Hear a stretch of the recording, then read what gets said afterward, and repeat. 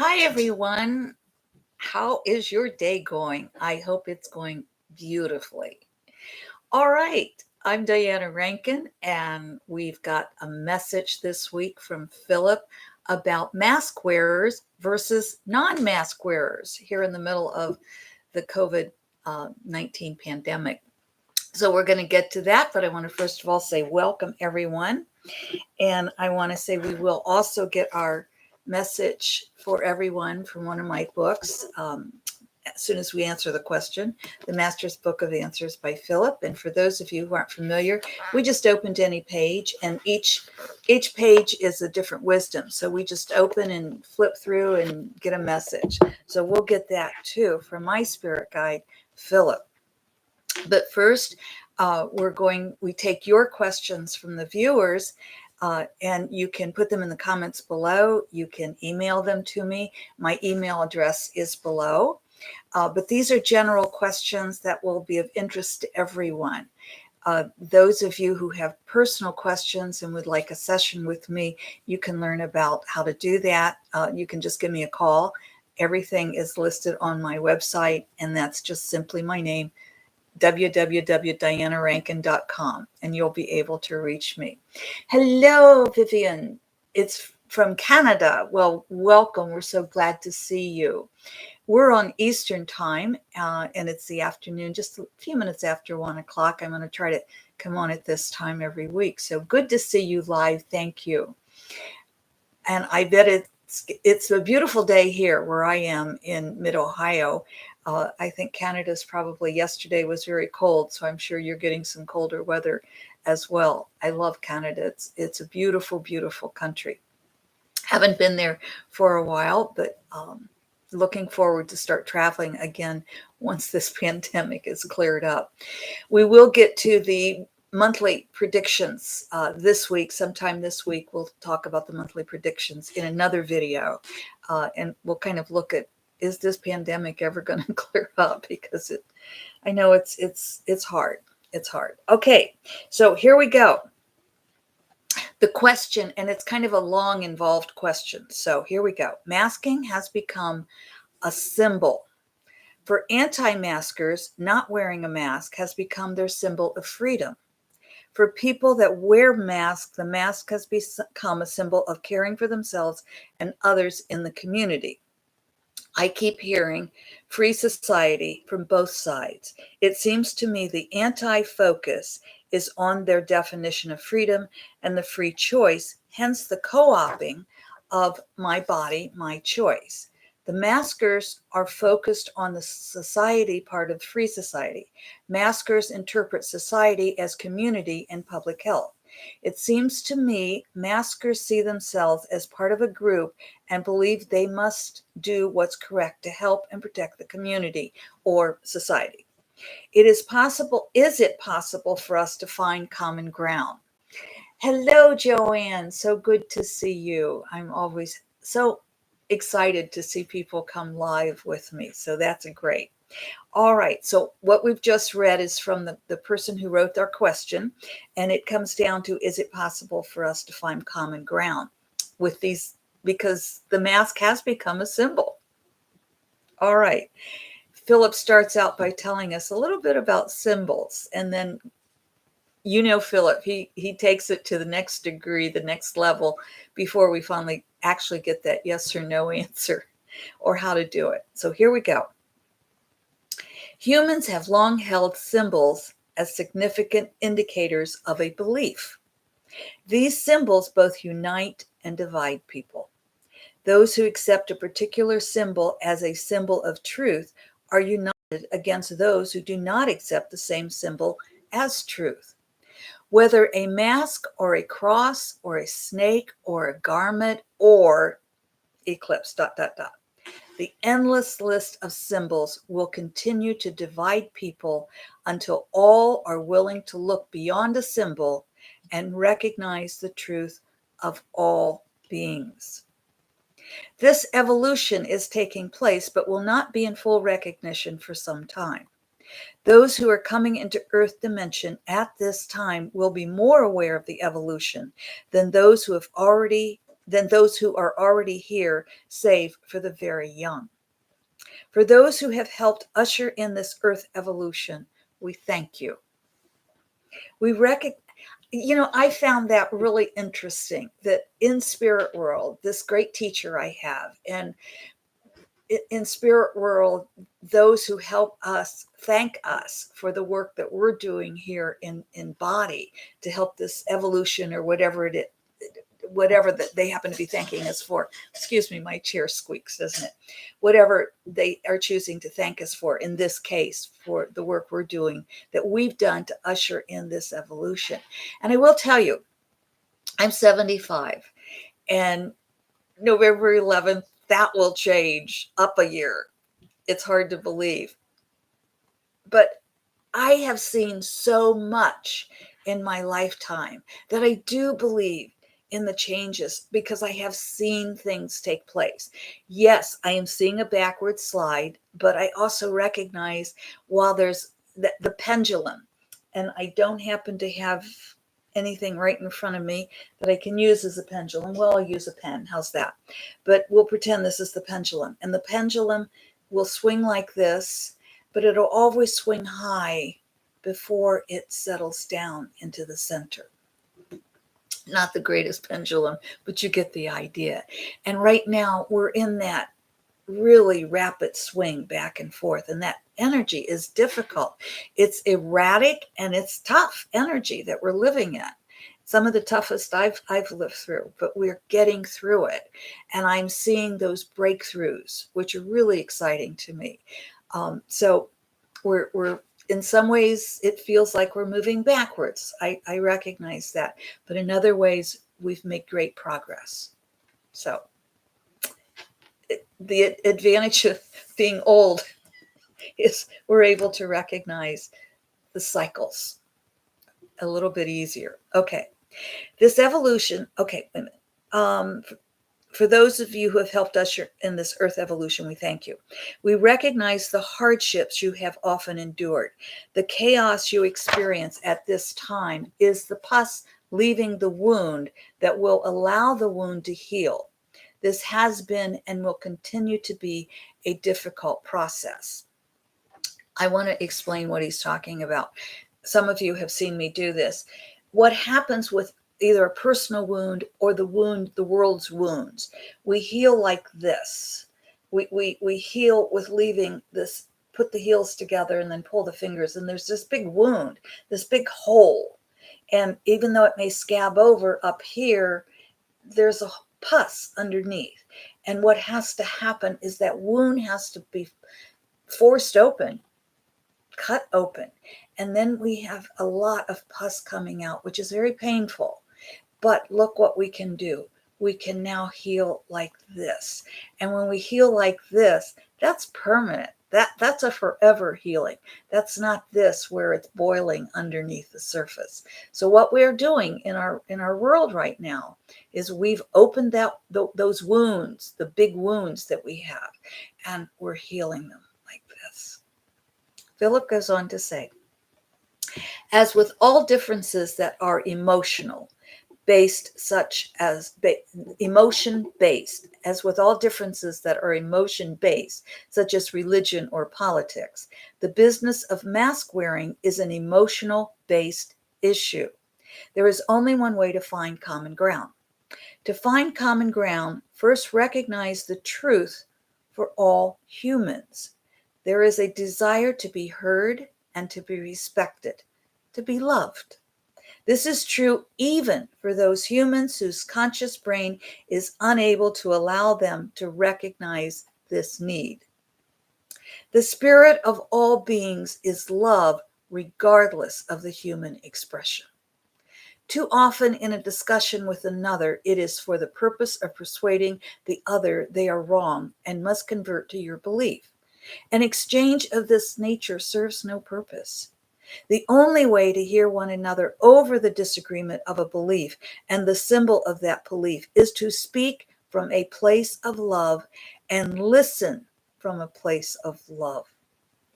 That's hard, I think, when you have an opinion about something and you feel strongly about something, but if we just step back from that and say, I not only must speak from a place of love, I must listen from a place of love. Putting both of those at use in a place of love. Easy? I don't think so, but we can do it. In this way, you are searching together to find the common ground rather than trying to change another's opinion. You can never change another's opinion. That is something you each must do on your own. Opinions change when information is presented in a way the other can hear and accept. This is true whether a conversation between two people or said to many. I found that really interesting, that I always say a healer can't heal you. All a healer can do, all a coach can do is give you the guidance. All a psychic can do is give you the guidance. We should never take your power away. You heal yourself. We give you the energy to do that. We give you the words to make the changes, but we can't do the work for you. We can't make those changes. And that just kind of hit home with me, that we cannot change another person's opinion. All we can do is present information that we know to be true and make sure we know it to be true, or present it as our opinion and let the other person make their own decision about whether to believe it or not. Not easy, but that's how we find that common ground. And I have to say, I have many friends who disagree with me, both on the left and the right. I have many friends who disagree with me, and I disagree with them, but we're still friends. We can laugh together. We can even laugh about our different opinions. We find that common ground. We may agree to disagree, or we may even agree, we're not going to talk about politics or religions, or we're not going to talk about any of that. We're going to talk about our common ground, which may be something that has absolutely nothing to do with politics or religion. It may have to do with the care of animals, for example. It may have to do with so many other things, the beauty of art, that have nothing to do with our differences, but finding those common grounds in that which we both agree on. Phillip goes on to say, we suggest that you do not try to change another's belief about wearing a mask unless you are appointed to do so. I found this fascinating. For example, if you are a parent, you are appointed to guide your children. Or if you are a business owner or in charge of public safety, for example, you are appointed to follow rules for all society rather than a few. If you feel self-appointed to argue for or against the wearing of a mask, ask yourself why. Is it for the greater good, or is it to justify your feelings and belief? If it is for the greater good, speak. If not, be quiet. We say this because your speaking is, We say this because your speaking is for the greater good, then you will be heard. If not, you will not be heard. At this time, the divide will widen. However, there is common ground area that will also widen. This is not contradictory. Phillip is saying at this time, the divide between, say, mask wearers and non-mask wearers will widen. He's also saying the common ground that we're all going to be finding, that those areas will also widen. And he said, those are not contradictory statements. And it sounds like it on the surface, but if we really look a little bit deeper, we'll see that both can widen at the same time. Speak from the heart, from a depth of love, and you will be heard. It is in this speech of love that common ground will be found. I'm going to repeat that because he always ends with, I think, the most important statements. Speak from the heart, from a depth of love, and you will be heard. It is in this speech of love that common ground will be found. That's our answer to the question, can we find common ground between maskers and non-maskers? Let's get a message from Phillip for all of us this week, shall we? We just kind of flip through, and there our finger stops. I'm kind of getting mixed message this week, but I'm leaning I lean toward the right and then I lean toward the left. So I'm getting kind of an even feel there that they're both correct this week. So I'm going to read them both. This is the right side.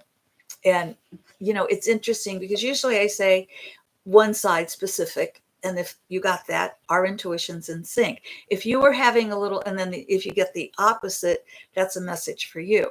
If you were getting a little, I'm not sure this week, our intuition was in sync, wasn't it? So here we go.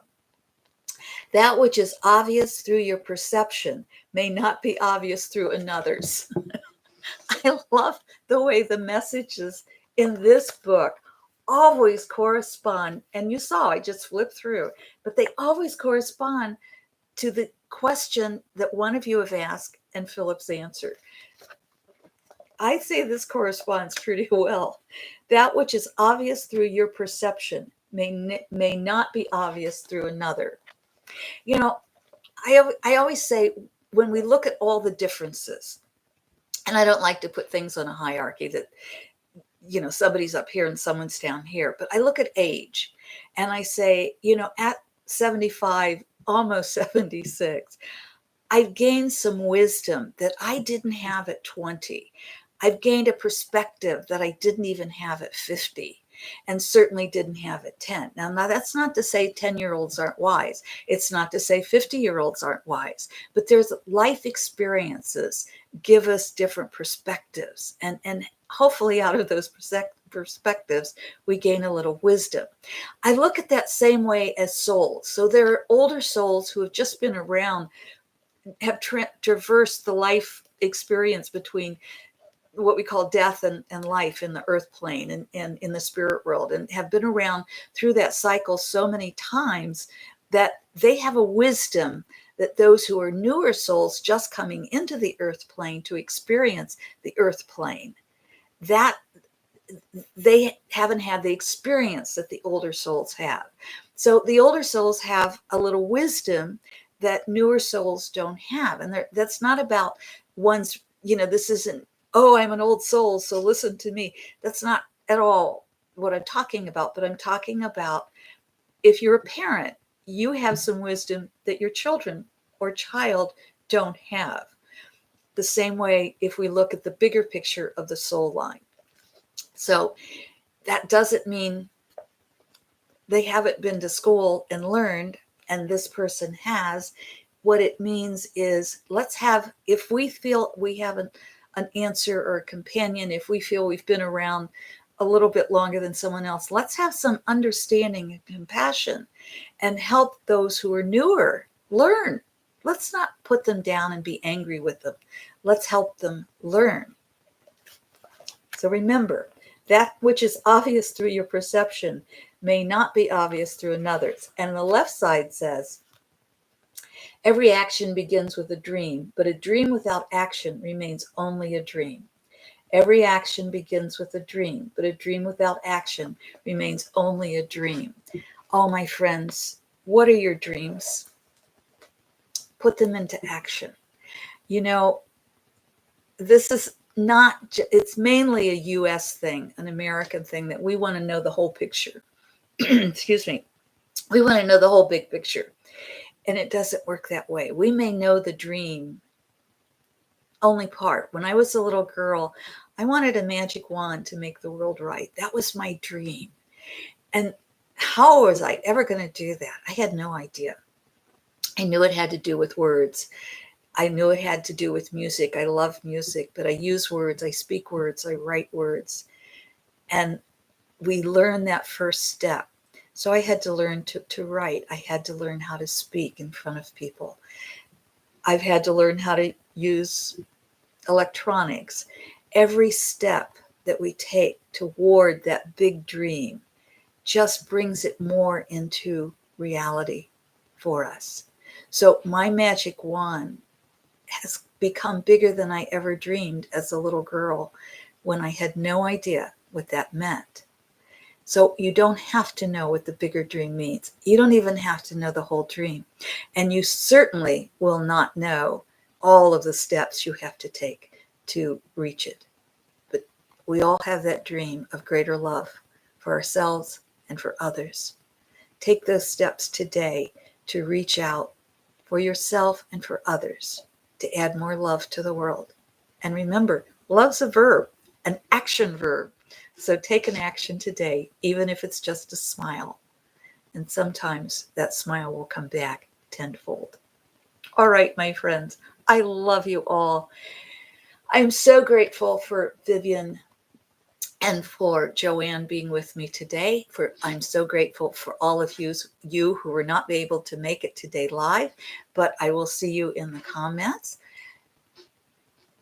I love it. I love it. Vivian says, when young, I wanted a magic wand to create lots of magic wands. I love it. Hey, I don't have any of my magic wands in front of me, but we'll pretend this is our magic wand and we are making the world a better place. I love the synchronicity. Thank you for telling me that, Vivian. Watch your intuition grow and watch for the synchronicity, because as we develop intuition more and more, the synchronicity grows. Enjoy the day, enjoy your life, and thank you, my friends, for receiving the love that we're sending out to you, and thank you for the love that you send to us. We'll get to the monthly sometime this coming week. Thank you. Until next Friday, or with the monthly predictions coming up. Until then, enjoy. Love you all.